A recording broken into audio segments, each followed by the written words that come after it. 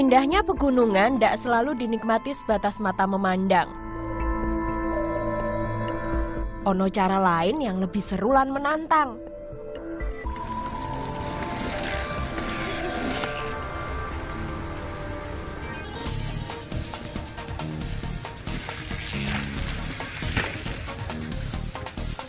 Bagi anak muda yang suka tantangan, gunung jadi tempat ideal buat menguji kemampuan mengendalikan sepeda.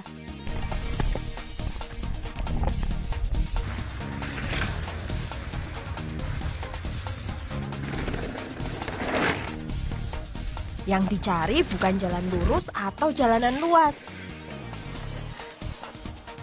tapi jalur terjal yang sering disebut vertical drop, koyo iki.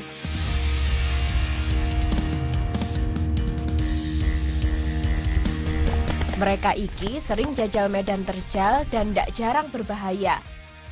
Anak-anak komunitas downhill Batu. Downhill sing artinya menuruni bukit jadi salah satu aliran bersepeda dengan tingkat resiko yang tinggi. Iku lo maju adrenalin. Bukit Klemuk nang kampungku iki jadi jalur favorite konco-konco pecinta downhill. Soale punya karakter turunan yang curam dan tikungan tajam.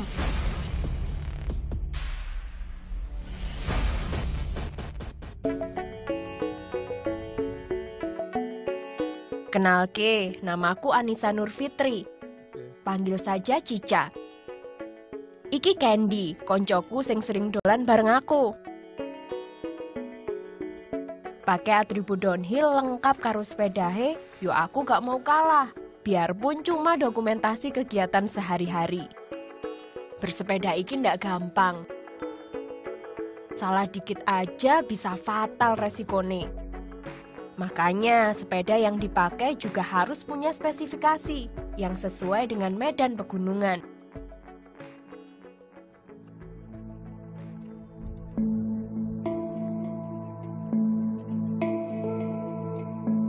Ndak cuma gunungnya ae sing apik. Ngobrol soal makanan, iki lo yang biasanya selalu jadi incaran pelancong.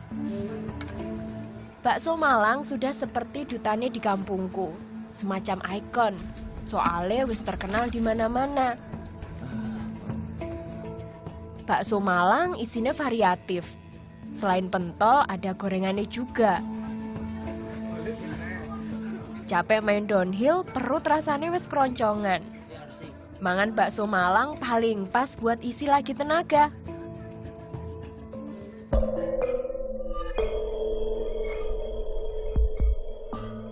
Dulu saking kagumnya dengan keindahan kampungku iki, Londo sampai bikin kota Batu disejajarkan dengan negara Swiss di Eropa sana. Makanya dijuluki Swiss kecil di Pulau Jawa. Sejak abad ke-10, kampungku iki sudah dijadikan tempat peristirahatan oleh keluarga kerajaan dan bangsawan Londo. Lah wong Londo saja betah tinggal neng kene, apalagi aku wong Batu asli.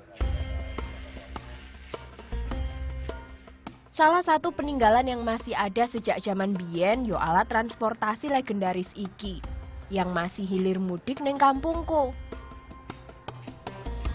Dokar sudah ada sejak abad ke-19 dan merupakan kendaraan teristimewa di kota Batu kala itu. Tapi sekarang tidak cuma para bangsawan saja yang naik dokar. Siapa saja bisa naik dokar buat keliling kota Batu. Dulu dokar ning kene akeh. Tapi maraknya kendaraan bermotor bikin eksistensi dokar iki turun dan hampir punah. Dari 400 unit yang ada, sekarang cuma 27 dokar saja yang masih eksis.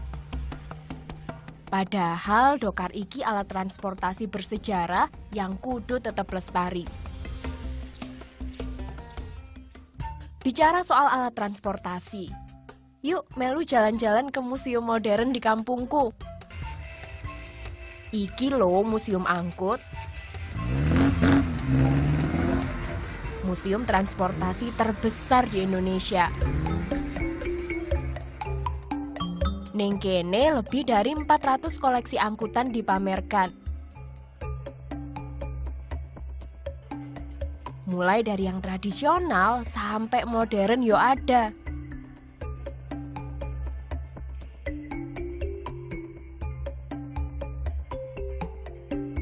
Yang beda, di museum iki kita bisa menjajal macam-macam angkutan.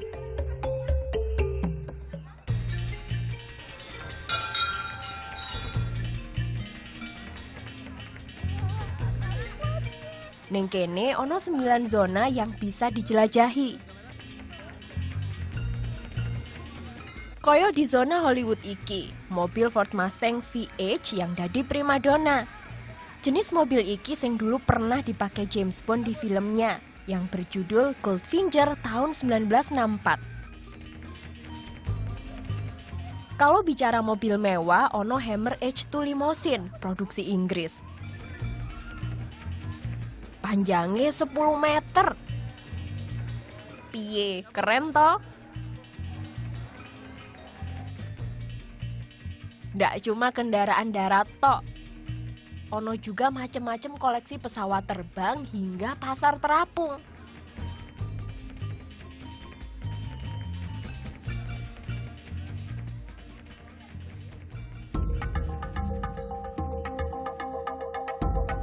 Masuk zona runway 27. Iki sing dadi magnetnya. Pesawat komersil Boeing 737 yang disulap jadi pesawat kepresidenan. Ndak cuma bentuknya saja, tapi dalam pesawat iki juga wes disulap jadi VVIP kabin, lengkap karo pramugarine.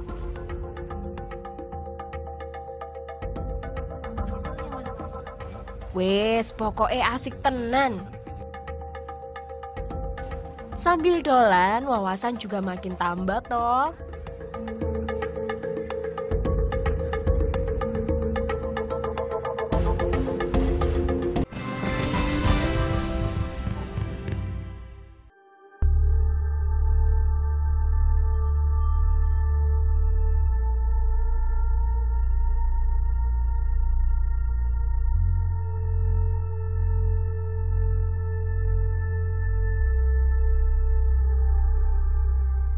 Jauh sebelum wong Londo datang ke kampung halamanku di Jawa Timur sudah ada kerajaan Singosari. Pernah denger toh cerita Ken Arok dan Ken Dedes? Ya, disinilah terletak salah satu peninggalannya.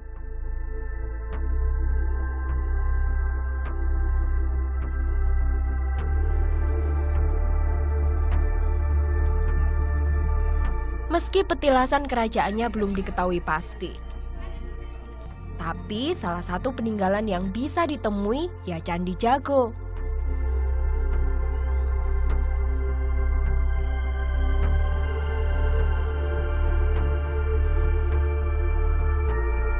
Nggak cuma kaya akan sejarah. Bangunan dan detail relief yang terukir apik di dinding candi jarang ditemui di tempat lain. Iki sing bikin Candi Jago dadi instagramable.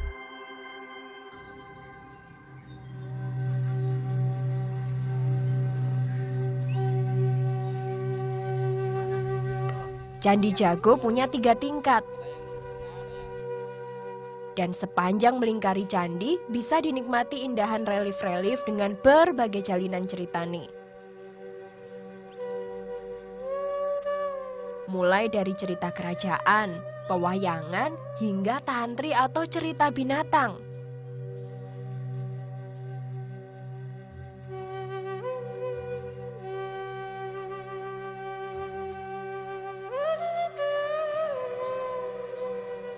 Sayangnya, letak candi yang ada di tengah pemukiman warga bikin pengawasan kelestariannya sulit.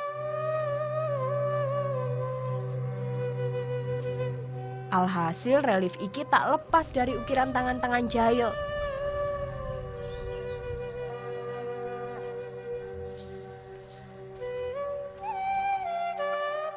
Padahal candi iki warisan dan cagar budaya yang harus kita pelihara dan jaga toh.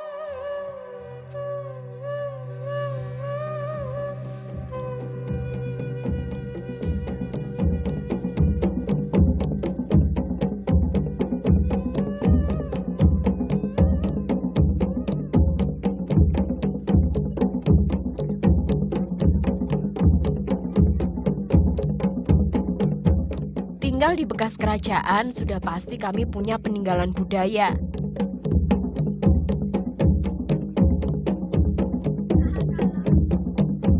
Ini yang masih bertahan hingga sekarang.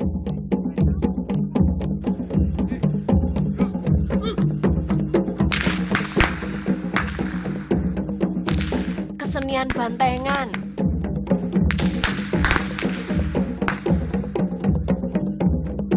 Kesenian iki lahir dari para pendekar pencaksilat ratusan tahun yang lalu. Awalnya hanya dipertunjukkan untuk mengumpulkan massa agar tertarik mempelajari pencaksilat sebagai bela diri. Kesenian bantengan iki menggabungkan unsur sendera tari dan olah kanuragan. Karakter banteng yang digunakan mewakili simbol kekuatan dan kebijaksanaan untuk melawan macan yang penuh angkara murka.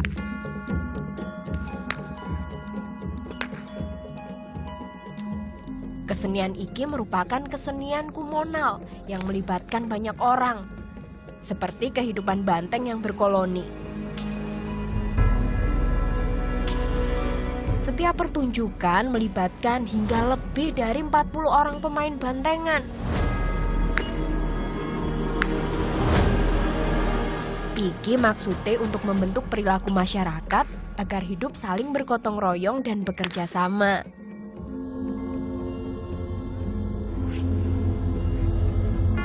Dulu kesenian ini hanya boleh dimainkan oleh laki-laki dewasa saja. Tapi sekarang bisa dimainkan siapa saja, boleh anak-anak bahkan wanita.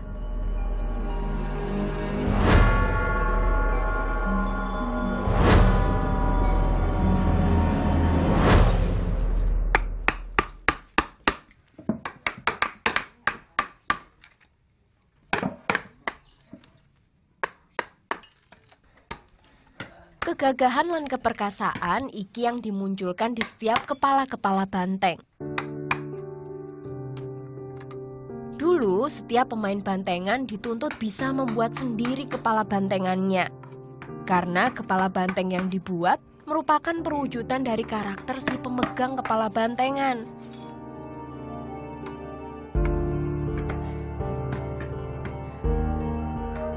Membuat kepala banteng iki ndak boleh sembarangan, harus menggunakan tanduk banteng asli yang mati dengan sendirinya.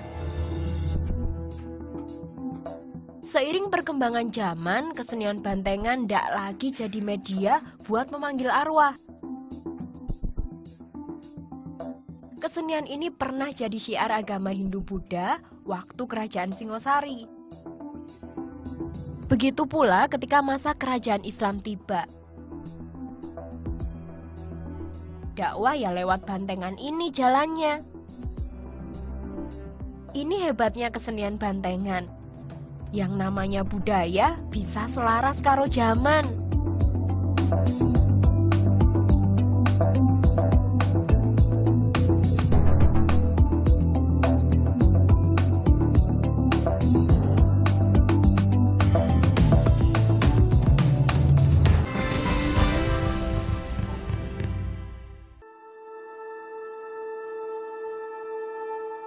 Koyok namane, kota wisata. Selain wisata kuliner lan sejarah, iki juga yang tak lepas dari Kota Batu. Kota 1000 mawar. Datang ke sini wis pasti, mata akan dimanjakan dengan warna-warni bunga mawar yang tumbuh di sepanjang pedesaan. Kondisi alam yang berada di atas ketinggian 1100 meter di atas permukaan laut bikin udara ning kene cocok ditanami bunga asal Eropa Timur iki. Mayoritas penduduk ning kene profesine yo petani. Dan 85% jadi petani mawar. Ono sekitar 140 hektar perkebunan mawar. Iku sing bikin desa iki jadi produsen mawar terbesar di Indonesia. Dulunya tempat iki adalah salah satu desa tertinggal. Tapi kondisinya berubah setelah tahun 2000. Masyarakat mencoba budidaya bunga mawar. Setiap hari lebih dari 150.000 kuntum mawar potong dihasilkan. Wah, akeh tenan yo. Bunga mawar iki bukan jenis bunga musiman. Jadi kalau datang neng kene, jangan takut ndak bisa lihat cantiknya bunga yang punya nama Latin rosa. Ndak cuma bisa dinikmati tok. Sekarang kita bisa bebas petik mawar sapuase. Mau mawar merah atau putih, wes bebas pokoknya. Mulai dari tahun 2011, petani ning kene bikin kebunnya jadi wisata petik mawar. Tiap tangkai mawar yang dipotong dihargai Rp2.000.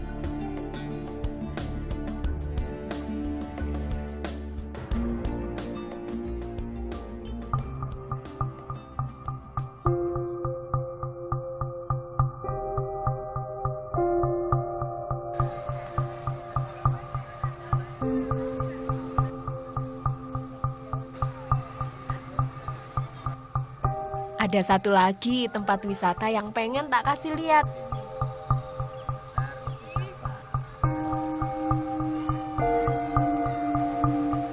Iki wisata air terjun yang paling bikin aku takjub.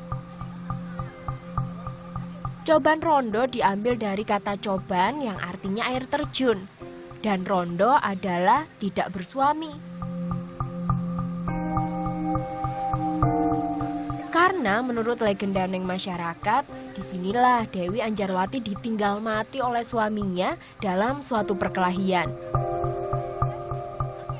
Air terjun Coban Rondo mulai dibuka sejak tahun 1980.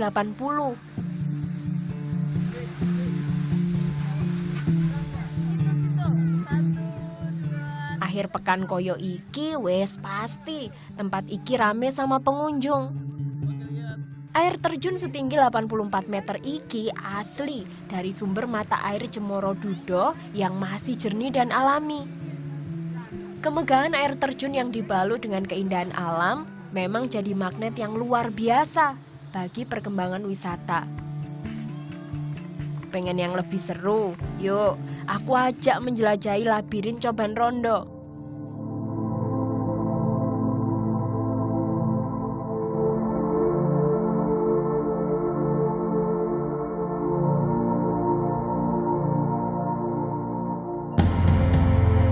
Labirin sing asale dari Mesir kuno buat melindungi lokasi makam dan harta benda leluhur mereka.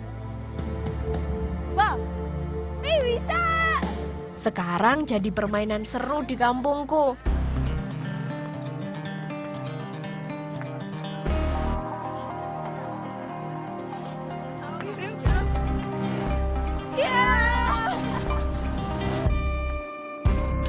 Kalau ndak pinter cari jalan, bisa berjam-jam kita terjebak dan terperangkap.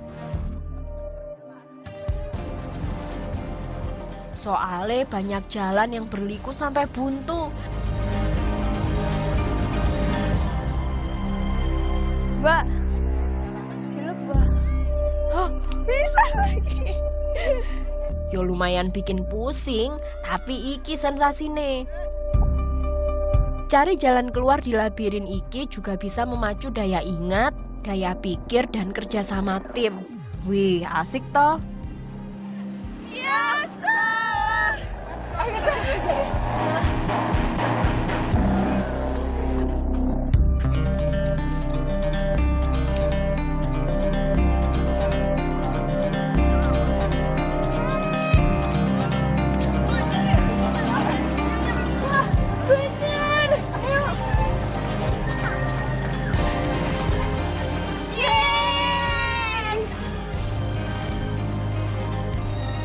Batu iku ya kota sejuk yang kaya ragam.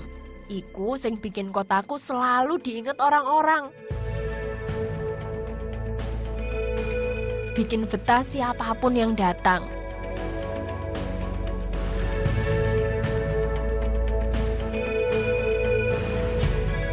Kota kecil yang membesarkanku dengan segala kebesaran potensi dan kekayaannya.